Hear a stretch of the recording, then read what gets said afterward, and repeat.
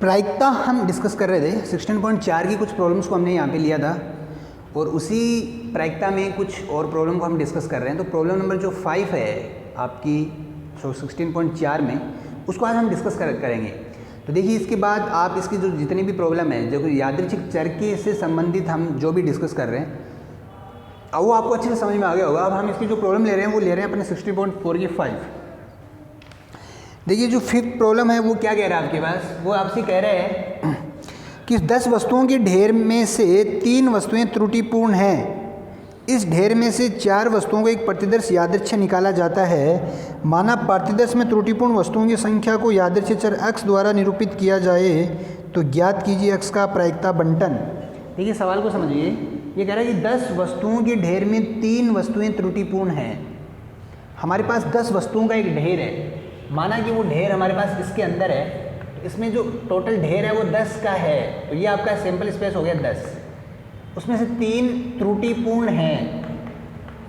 त्रुटि जिसमें त्रुटि यानी डिफेक्ट है, तो इसको इंग्लिश में हम कहेंगे डिफेक्टिव।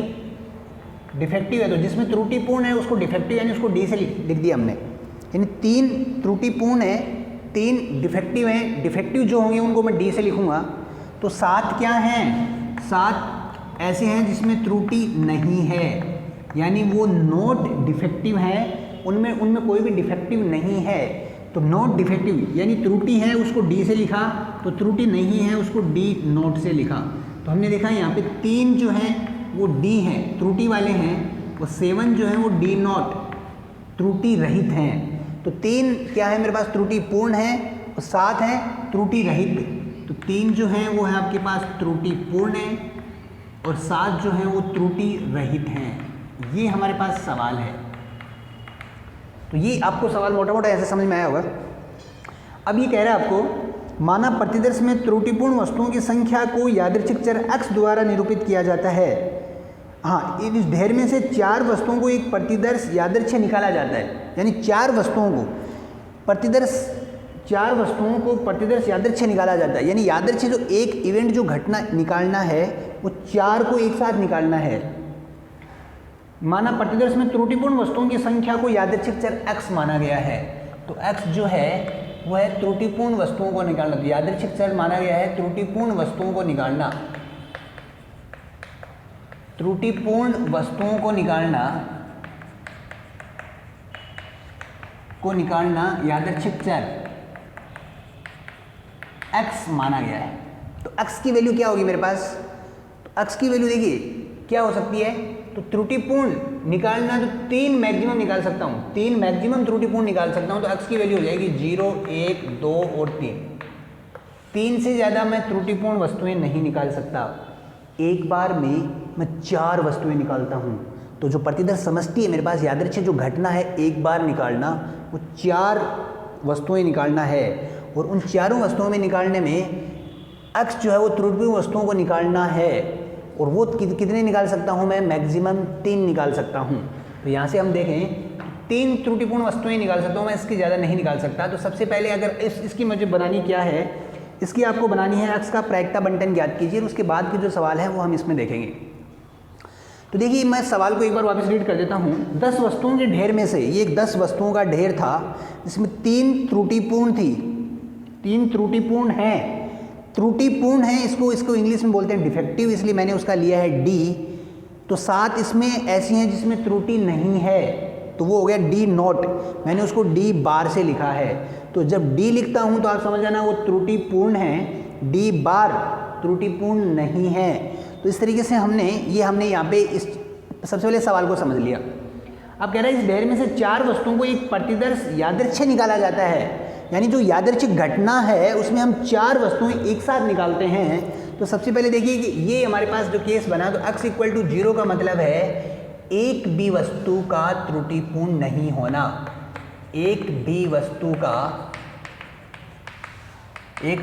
का त्रुटिपूर्ण नहीं होना, ये है हमारे पास। एक भी वस्तु का त्रुटिपूर्ण नहीं होना, तो इसका मतलब क्या है? एक भी वस्तु त्रुटिपूर्ण नहीं है, इसका मतलब D not D not D not D not, ये मेरे पास बना। तो इसकी प्रायिकता अगर निकालेंगे x इक्वल टू 0 पे, तो वो क्या बन जाएगा मेरे पास, वो D not D not D not, यानी ये मल्टीप्लाई हो जाएगा। तो डी नॉट का मतलब है त्रुटिपूर्ण रहित, तो त्रुटिपूर्ण रहित है वो 7 गेंद हैं, तो 7/10, फिर बन जाएगा 6/9, 5/8 और 4/7। अब हमें इसको सोल्व करना है। तो इसको अगर हम सिंप्लीफाई करें तो देखिए 5 से 10 कट गया 2 टाइम, 7 से 7 कट हो गया, 2 से 4 2 टाइम, और 2 से 8 4 टाइम, 2 से 2, 2 से 3, 3 से 3, तो 1/6। तो फर्स्ट जो मेरा केस बना कि x बराबर 0 पे जो हमने प्रायिकता निकाली है वो आई है आपकी 1/6, ये हमने निकाल दिया। इसके बाद x/1 पे यहाँ पे निकाल देंगे अपन, x/2 पे भी निकालेंगे, और x/3 पे नहीं, प्रायिकता बंटन यहाँ से आ जाएगा अपने पास। अब देखिए, तो x बराबर 0 का मतलब था कि एक भी वस्तु का त्रुटिपूर्ण नहीं होना, तो उस केस में हमने हमारे पास ये आंसर आ गया। अब देखिए केस क्या बनेगा, x equal to 1, x equal to 1 का मतलब है यहाँ पे कि एक त्रुटिपूर्ण है, एक त्रुटिपूर्ण है, 3 त्रुटिपूर्ण नहीं है। एक गेंद का त्रुटिपूर्ण आना, एक जो होगी एक त्रुटिपूर्ण होगी, एक त्रुटिपूर्ण, और 3 में त्रुटि नहीं होगी, त्रुटि रहित होंगी, ये हमें दिखाना है। तो ऐसा केस क्या होगा, एक त्रुटिपूर्ण है यानी एक तो होगी डी यानी डिफेक्टिव यानी त्रुटि वाली, 3 गेंदें ऐसी होंगी जिनमें त्रुटि नहीं होगी। तो ऐसी गेंद निकालना, ऐसी आदर्श घटना निकालने के हमारे पास क्या तरीके हो सकते हैं। भाई ऐसा निकाला मैंने, पहली त्रुटिपूर्ण आ गई, बाकी ये 3 नहीं आएंगी क्योंकि 1 पहला केस है। या फिर क्या हो सकता है, यह हो सकता है कि पहली मेरे पास त्रुटि रहित हो, उसके बाद दूसरी गेंद मेरे पास त्रुटिपूर्ण हो, फिर त्रुटि रहित, फिर त्रुटि रहित। या फिर क्या हो सकता है, पहली त्रुटि रहित, दूसरी त्रुटि रहित, तीसरी में त्रुटि आए, चौथी में त्रुटि रहित। या फिर क्या हो सकता है, पहली त्रुटि रहित, दूसरी त्रुटि रहित, तीसरी भी त्रुटि रहित, तो चौथी गेंद में त्रुटि आई। तो इस तरीके से ये मेरे पास 4 केस बनते हैं, 1 2 3 4 केस बने। या तो फिर क्या करूँ, मैं सबकी प्रोबेबिलिटी निकालूँ। अब मुझे x इक्वल टू 1 पे अगर प्रोबेबिलिटी निकालनी है तो या तो मैं सबकी प्रोबेबिलिटी निकाल के उनको ऐड करूँ, या फिर आप इसको 4 से मल्टीप्लाई कीजिए और किसी एक की प्रायिकता निकालिए। तो ये हो गया डी डी नॉट डी बार, इस तरीके से हो गया। तो ये देखिए 4 इंटू त्रुटि रहित, त्रुटिपूर्ण 3, तो 3/7, डी बार त्रुटि रहित यानी 7/3/10, 7/9, 6/8 और 5/7, ये मेरे पास बन गया। अब देखिए 7 से 7 कट हो गया, 3 से 9 3 टाइम, 3 से 6 2 टाइम, 2 से 10 5 टाइम, 5 से 5, 4 से 8 2 टाइम, ये आ गया 1/2। तो सिंपली आपने इसको सोल्व किया तो x इक्वल टू 1 पे आपकी जो बनी प्रायिकता वो बनी 1/2, ये हमारे पास केस बन गया। इसी तरीके से अगर हम इसको आगे लेते हैं तो x इक्वल टू 1 पे हमने सोल्व कर लिया। अब हम x इक्वल टू 2 पे देखेंगे। तो x इक्वल टू 2 पे देखिए केस क्या बनता है मेरे पास। तो देखिए x इक्वल टू 2 का मीनिंग क्या है, यहाँ से x इक्वल टू 2 का मीनिंग है 2 त्रुटिपूर्ण 2 त्रुटि रहित, 2 गेंद ऐसी होंगी जो त्रुटिपूर्ण होंगी और 2 त्रुटि रहित होंगी। तो क्या केस हो सकता है, देखो पहला केस बनाते हैं, 2 त्रुटिपूर्ण यानी डी डी, 2 त्रुटि रहित यानी डी बार, ये केस बना। अब ऐसे केस मेरे पास कितने बन सकते हैं, सबसे पहले मेरे को वो देखना है। तो पहला केस तो यही बना आपके पास। दूसरा केस देखिए क्या बना सकते हैं, हो सकता है दोनों ही त्रुटि रहित आ जाए पहले और फिर 2 त्रुटिपूर्ण बनाए निकालें अपन।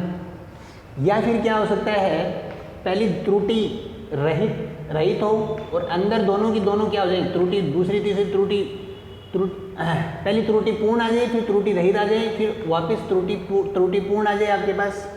या फिर 3 केस ही हो गए। चौथा केस क्या हो सकता है, चौथा केस हो सकता है कि पहली गेंद जो है वो त्रुटि रहित आ जाए और अंदर जो है वो त्रुटिपूर्ण आ जाए और ये त्रुटि रहित आ जाए। 4 केस हो गए मेरे पास। अब देखिए क्या केस हो सकता है, यहाँ से इससे केस बना सकते हैं कि पहली गेंद जो है वो बन जाए त्रुटि रहित, तो फिर आ जाए त्रुटि के बाद में वापस क्या आ जाए, त्रुटि रहित आ जाए और फिर वापस त्रुटि गेंद आ जाए। या फिर ऐसा केस हो सकता है। या फिर इससे बना सकते हैं कि पहली गेंद जो है वो त्रुटिपूर्ण हो, फिर त्रुटि रहित हो, त्रुटि रहित के बाद वापस क्या आ जाएगी, त्रुटिपूर्ण, फिर त्रुटि रहित। तो इस तरीके से हमने देखा 1 2 3 4 5 6 टोटल 6 केस मेरे पास बनेंगे। तो 6 केस में इस केस में इसकी प्रायिकता अगर मैं निकालता हूँ तो या तो आप इन सब की प्रायिकता निकाल के मल्टीप्लाई करके ऐड करें, या फिर उसको 6 से किसी एक की प्रायिकता निकाल सकते हैं।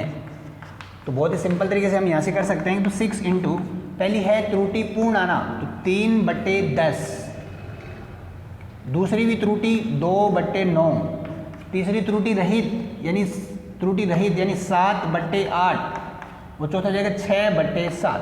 तो 7 से देखो 7 कट हो गया मेरे पास, 3 से 9 कट गया 3 टाइम, 3 से 6 कट गया 2 टाइम, 2 से 5 कट गया 5 टाइम।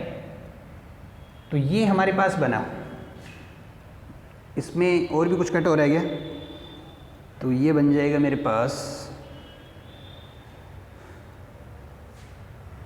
देखिए पहली 6 इंटू ये बना है मेरे पास क्या, 3/डी, यानी त्रुटि 2 त्रुटिपूर्ण और 2 त्रुटिपूर्ण नहीं, तो 3/10, 2/9, 7/8, 6/7। ठीक है, 7 से 7 हमने कट किया, फिर 3 से 9 कट गया 3 टाइम, 3 से 6 कट गया 2 टाइम। ठीक है, 2 से देखिए 8 कट गया आपके पास 4 टाइम, 2 से 2 कट गया, ये 3 कट गया, तो ये आ गया 3/10। आपके पास अंश में 3 है, हर में 10 है, तो ये बन गया आपका 3/10। तो ये हमारे पास एक प्रायिकता और बन गई। इसके बाद देखिए जो लास्ट केस हमारे पास बनेगा क्या, कि x = 3। x = 3 में और केस देख लेते हैं कि x = 3 का मतलब है मेरे पास कि 3 हमारे पास कैसे होंगी, 3 होंगी त्रुटिपूर्ण, 3 त्रुटिपूर्ण होंगी और 1 त्रुटि रहित होगी। त्रुटिपूर्ण का मतलब डी, त्रुटिपूर्ण, 1 होगी त्रुटि रहित। ये केस बना। अब ऐसे मेरे पास कितने केस बन सकते हैं वो आप देखिए। बस आपको कुछ नहीं करना, किसी एक को मोमेंट करवा दीजिए। इसको अगर हम आगे चला देते हैं तो ये बन जाएगा डी और डी बार और डी, फिर बन जाएगा डी बार डी, या स्टार्टिंग आ जाएगा, तीनों त्रुटि रहित हो जाएंगी तीनों। तो पहली ये त्रुटि रहित हो जाएगी, तीनों त्रुटिपूर्ण हो जाएंगी। तो 3 गेंदें मेरे पास त्रुटिपूर्ण हैं, तो देखिए त्रुटि 3 गेंद, ये 3 हो गई, अगेन ये भी 3 है आपके पास, वो भी 3 है, तो ये केस मेरे पास बना। तो यहाँ से अगर अपन देखें तो 1 2 3 4 केस मेरे पास बन गए। तो या तो सबको ऐड करें, या फिर इसकी प्रोबेबिलिटी अगर x = 3 पे हमें निकालनी है तो बहुत सिंपल, 4 से मल्टीप्लाई करें और किसी एक की प्रायिकता को मल्टीप्लाई कर देंगे ऐसे।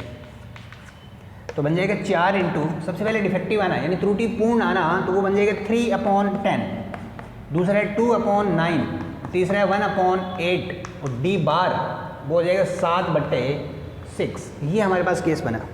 तो इसको हम सॉल्व कर लेते हैं। तो इसको अगर आप सॉल्व करते हैं तो ये बन जाएगा मेरे पास, 3 से 9 कट गया 3 टाइम, और इसके बाद देखिए 10 9 8, यहाँ 7 है आपका, 7 से 7 कट हो गया, और 4 से 8 कट गया 2 टाइम, 2 से 2 कट गया 1/30। ये बन गया आपका 1/30। तो इस तरीके से हमने इसकी प्रायिकता बंटन निकाल ली है। अब प्रायिकता बंटन निकालने के बाद हम सिंपली क्या करने वाले हैं, प्रायिकता बंटन निकालने के बाद अब हम इसकी प्रायिकता बंटन निकालेंगे। ये हमने सबकी वैल्यू निकाल ली है। वैल्यू निकालने के बाद अब हम इसकी प्रायिकता बंटन निकालेंगे। तो प्रायिकता बंटन जो टेबल बनानी है आपको, तो टेबल आप जानते हैं किस तरीके से आप बनाएंगे। तो टेबल हम देख लेते हैं कि टेबल अगर अपन किस तरीके से बनानी है। तो ये बन जाएगा मेरे पास क्या, ये आ गया आपका यादृच्छिक चर और ये उसकी प्रायिकता। बात करेंगे x = 0 पे, ये x = 1 पे, ये x = 2 पे और ये x = 3 पे। x = 0 पे देखिए प्रायिकता है 1/6, x = 1 पे जो बना वो 1/2, x = 2 पे बना वो 3/10 और x = 3 पे बना वो बन गया 1/30। ये हमारे पास बन गया, ये प्रायिकता बंटन बना लिया। अब हमारे पास जो सवाल है वो हम देख लेते हैं। प्रायिकता बंटन निकाले। दूसरा है आपके पास x < 1। तो x < 1 का मतलब है कि x यानी 0 भी और 1 भी दोनों को वैल्यू कंसीडर हैं, तो उसकी जो प्रायिकता है वो 0 पे और 1 पे जो प्रायिकता है वो दोनों को हमें ऐड करना है। यहाँ से देखें तो ये बन गया 1/6 प्लस 1/2, एलसीएम ले लेंगे आप 6, तो 1 + 3 तो बन गया 4/6, सॉल्व किया तो बन गया 2/3। ये आ गया आंसर। सेकंड केस है आपके पास x < 1, तो प्रायिकता निकालनी है हमें x < 1 पे। x < 1 कौन है, 0 है, तो ये हो गया आपका आंसर 1/6। फिर आपके पास प्रायिकता हमें निकालनी है x > 0 और <2। x > 0 यानी ये <2 यानी ये आंसर आ गया आपका 1/2। तो इस तरीके से जो प्रॉब्लम नंबर 5 आपका सवाल जो 5th था, बहुत ही अच्छा सवाल था, इसके हमने प्रैक्टिस की। और इसी के साथ इस एक्सरसाइज को आप अच्छे से सोल्व कीजिए। फिर भी अगर किसी भी सवाल में आपको प्रॉब्लम आती है आप मुझे व्हाट्सअप कीजिए। इसी के साथ हम इस एक्सरसाइज को स्टॉप कर रहे हैं।